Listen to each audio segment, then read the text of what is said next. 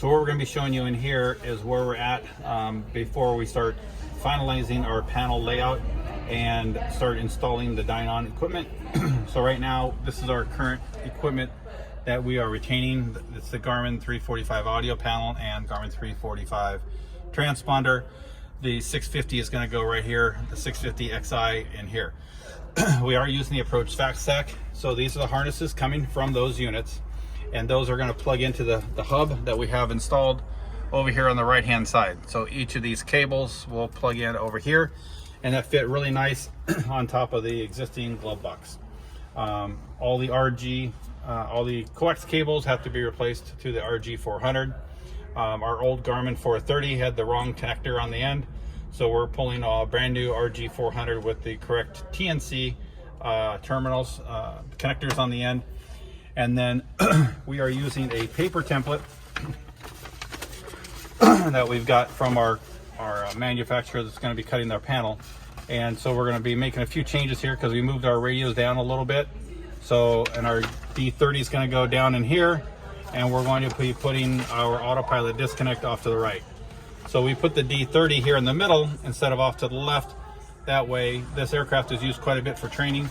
That way the pilot and the instructor can both have good visual eyesight of the D30 in the center location here. And then on the right hand side where the 7-inch monitor will be going, this is basically where it's going to go. And then we have our Dynon USB power mount or USB data load over here.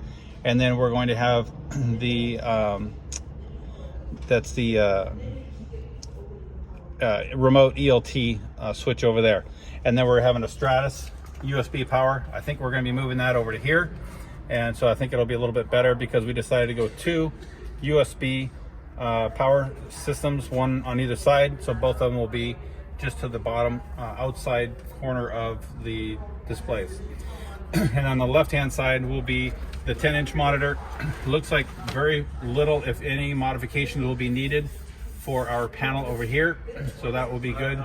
And then on this side, we're going to be making some changes for the 7-inch. We're going to have to be, for the 7-inch over here, we're going to have to be cutting the panel over here. So the 7-inch, we're going to have to be cutting down over here and cut part of this structure out over here and then put a reinforcement in here. But that's where the 7-inch monitor is going to go over here. And then everything should be clear enough back here to where we're not going to be conflicting with any other things with our approach fast stack harness connections over on this side. We're not doing anything with the lower panel, so that is going to remain the same. And that's where we're at today.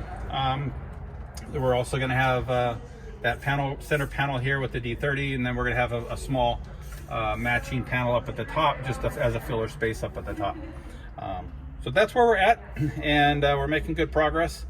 And like I said, now it's all the little stuff, making sure everything is set up just right for the panels to go in. Once the panels are in, it'll go pretty quick. So that's it for today.